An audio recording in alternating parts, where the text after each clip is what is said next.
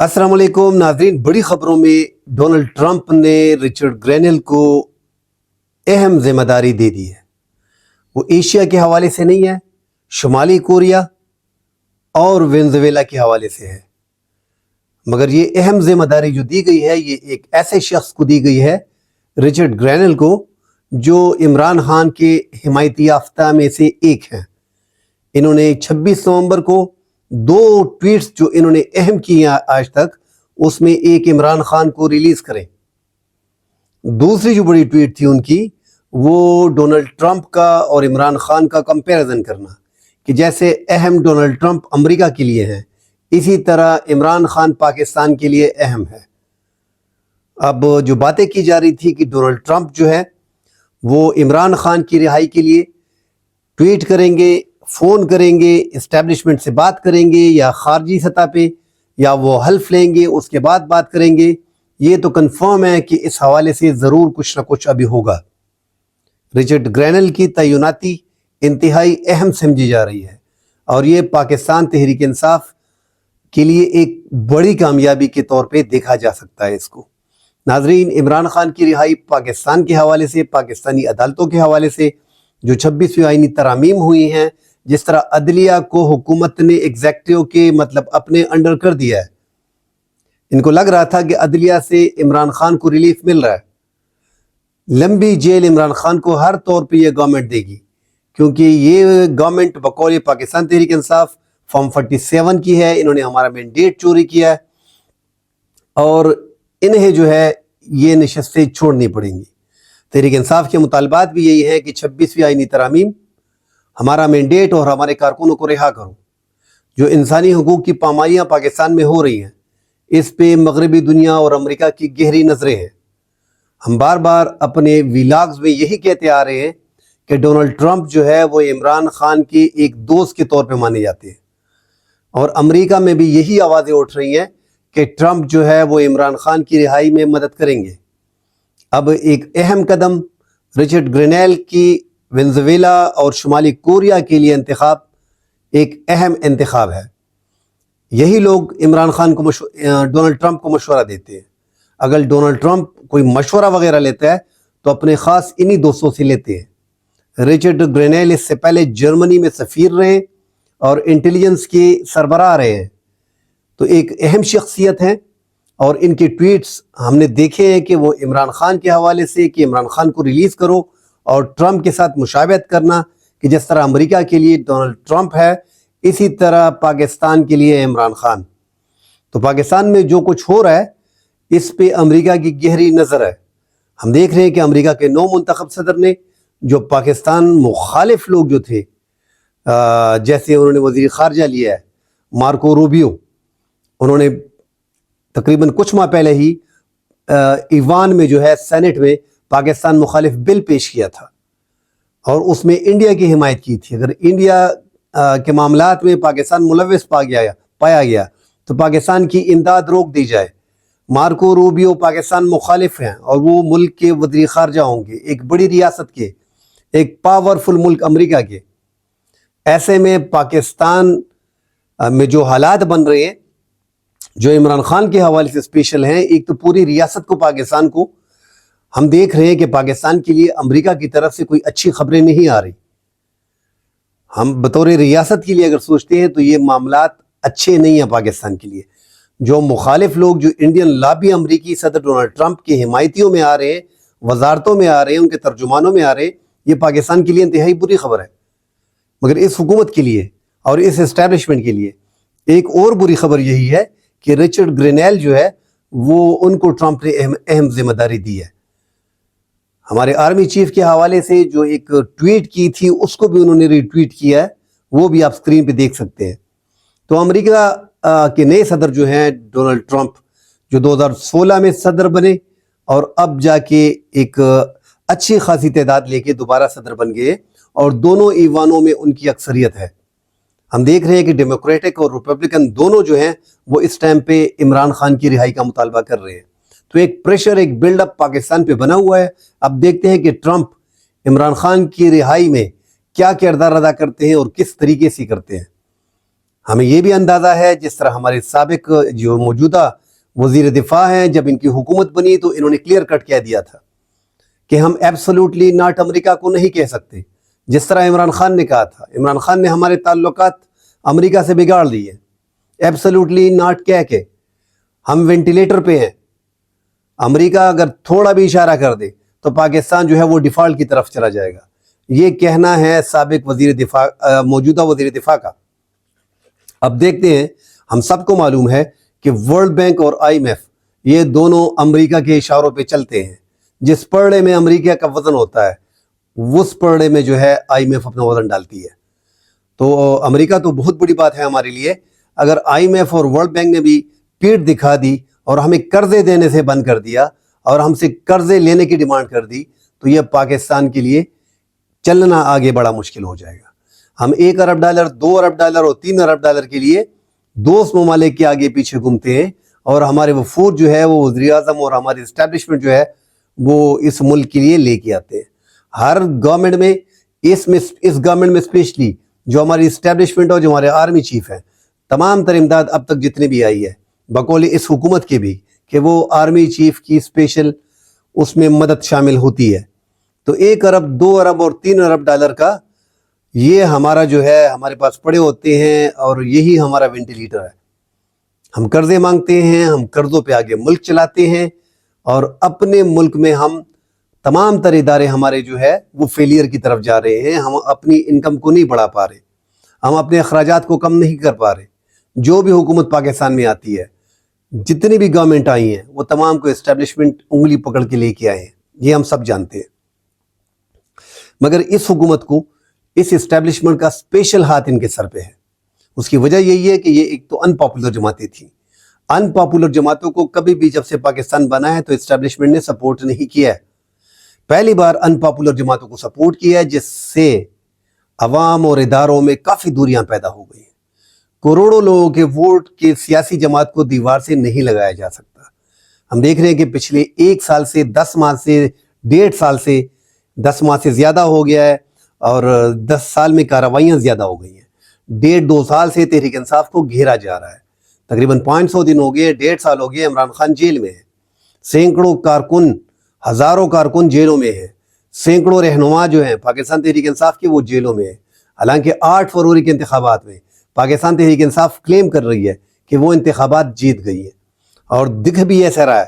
84 قومی اسمبلی کی نشستیں ہیں، اور 16 جو ہیں وہ کراچی کی قومی اسمبلی کی نشستیں ہیں، 4 سندھ میں قومی اسمبلی کی نشستیں ہیں۔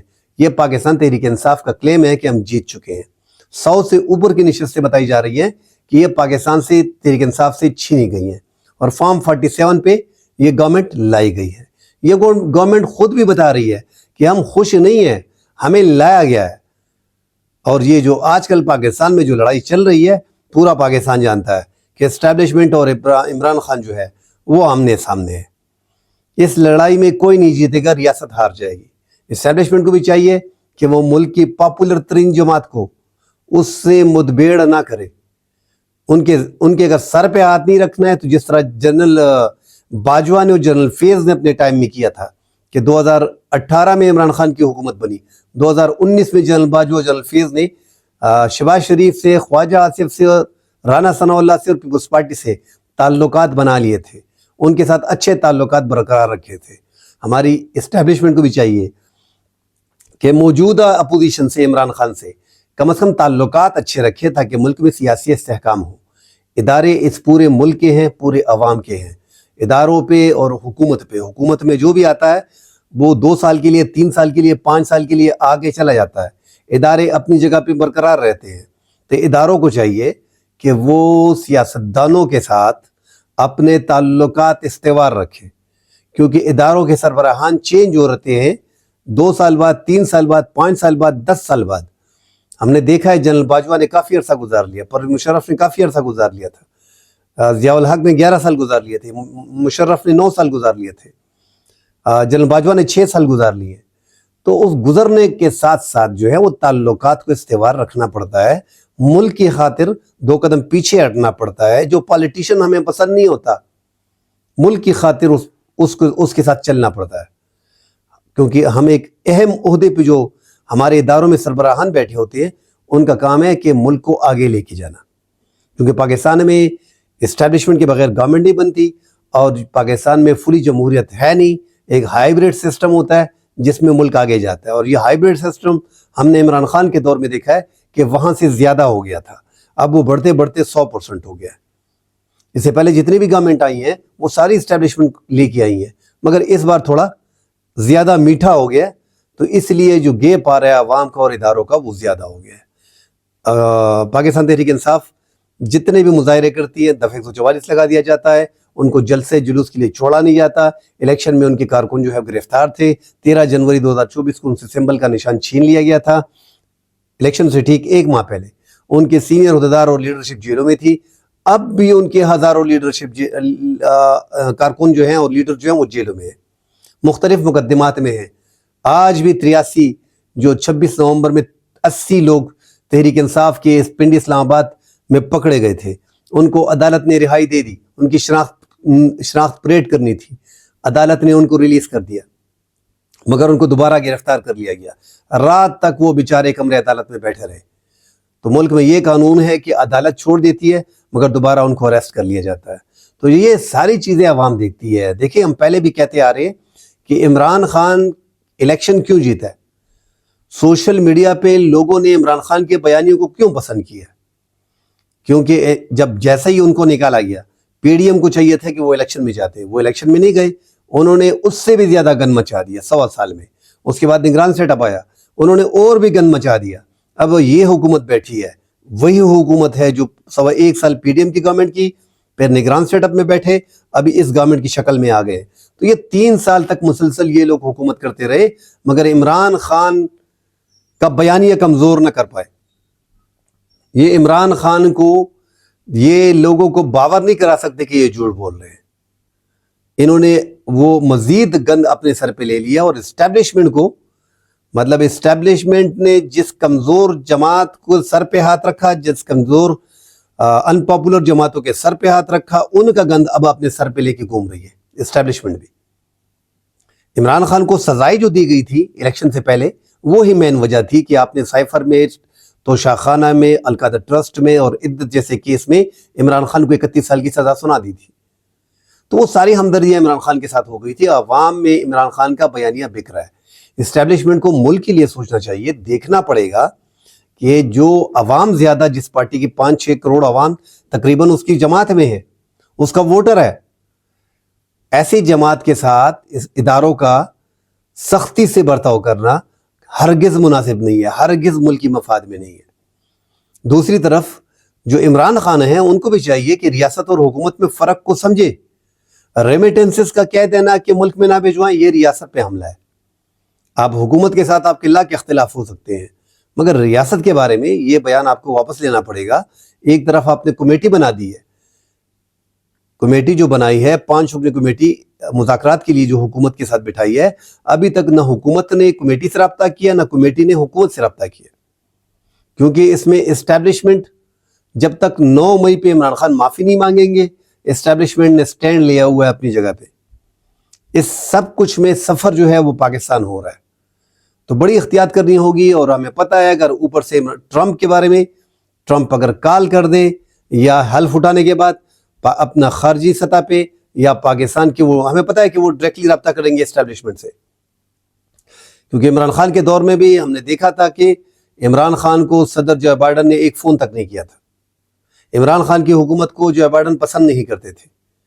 اب معاملات الٹے ہو گئے ہیں، اب موجودہ حکومت کو ٹرمپ پسند نہیں کر رہا، اور ٹرمپ نے جنوری میں حلف لینا ہے، اور انہوں نے ایک ایسے ہی شخصیت کو لے لیا ہے، رچرڈ گرینیل کو، جو ایسے ہی لوگ امریکہ کو مشورے دیتے ہیں نا، ایسے ہی لوگ ٹرمپ کو مشورہ دیں گے۔ کوئی ہم پاکستان سے تو مشورہ نہیں جائے گا، پاکستان میں جو لابی ہے، جو گورنمنٹ کی لابی ہے وہ انتہائی کمزور ہے، اربوں روپے پاکستان اس پہ لگا رہی ہے، مگر جو پی ٹی آئی کی لابی ہے وہ انفرادی طور پہ آپس میں چندے کر کے انہوں نے اتنی بڑی لابی بنا دی ہے کہ ٹرمپ کے ساتھ ان کے اچھے تعلقات ہیں۔ باقاعدہ ٹرمپ کے الیکشن میں انہوں نے کمپین کی، انہوں نے ملینز آف ڈالر لگائے ریپبلکن پارٹی پہ، ان کے امیدواروں پہ، اور ڈونلڈ ٹرمپ سے کئی ملاقاتیں کی۔ اسپیشلی یہ رچرڈ گرینیل جو ہیں، یہ زلفی بخاری کے اچھے دوست ہیں، اچھے تعلقات و معاملات ان سے چل رہے ہیں. تو یہ بھی ہمیں پتہ ہے کہ ایک ریاست جو ہے وہ دوسری ریاست سے ایک بندے کے لیے ٹسل نہیں لے سکتی، مگر چونکہ ٹرمپ غیر روایتی سیاستدان ہے، وہ غیر روایتی ہونے کے ساتھ سخت مزاج ہیں اور ان کا پتہ نہیں چلتا، انپریڈکٹڈ ہے، وہ کسی بھی وقت کچھ بھی کر سکتے ہیں. اور عمران خان کی دوستی میں بھی وہ بڑھ چڑھ کے ان کی رہائی کے لیے مدد کریں گے. یہ جو رچرڈ گرینیل کی اپوائنٹمنٹ ہے یہ پاکستان حکومت کے لیے تنبیہ ہے، ایک اشارہ دے دیا گیا ہے، اور آگے جا کے عمران خان کی رہائی اس کی رہائی بڑی آسان ہو جائے گی. یہ بندے آپ دیکھ لیں گے جتنی سختی عمران خان پہ ہے یہ بڑی کم ہو جائے گی، کیونکہ کہ امریکہ کے ساتھ نہ ہم لڑ سکتے ہیں، نہ ہم ان کا مقابلہ کر سکتے ہیں، نہ ان کی یہ ہے کہ ان کو ہم نہ کر سکتے ہیں. ہم نے پرویز مشرف کو دیکھا 1999 میں جب انہوں نے گورنمنٹ لی، سن 2000 میں ڈائریکٹلی انہوں نے پرویز مشرف سے ماشاء اللہ لگانے کے بعد امریکہ کی ایک فون کال پہ ڈھیر ہو گئے تھے کہ ہم آپ کو پتھروں کے دور میں دھکیل لیں گے. ہم نے طالبان کے سر سے ہاتھ لے لیا، ہم نے یو ٹرن لے لیا. دنیا میں صرف 2 ممالک سپورٹ کر رہے تھے افغان طالبان کو، سعودیہ اور پاکستان. ہم نے ہاتھ کھینچ لیا، سعودیہ نے بھی کھینچ لیا. پھر ہم طالبان کے خلاف جو ہے وہ امریکی جنگ میں شامل ہو گئے، اس کے کولیشن پارٹنر ہو گئے. تو ہم نہیں ہیں، ہم مقابلہ نہیں کر سکتے. ہم اتنا جب نواز شریف کو 1999 میں پرویز مشرف نے پکڑا تو ہائی جیکنگ جیسا مضبوط کیس اس کے سر پہ تھا، مگر بل کلنٹن نے کہہ دیا تھا سعودیہ کو کہ انٹرفیئرنس کرے اور جائیں ان کو اپنے اس ملک سے نکالیں، ایسا نہ ہو کہ اس کو پھانسی یا سزائے موت ہو جائے.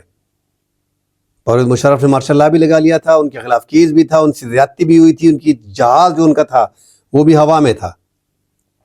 اس ٹائم پہ جنرل عزیز، جنرل یوسف اور جنرل احسان الحق تینوں موسٹ سینئر آرمی کے افسران تھے، جوائنٹ آف سٹاف کمیٹی اور باقی سینئر کو کمانڈر تھے.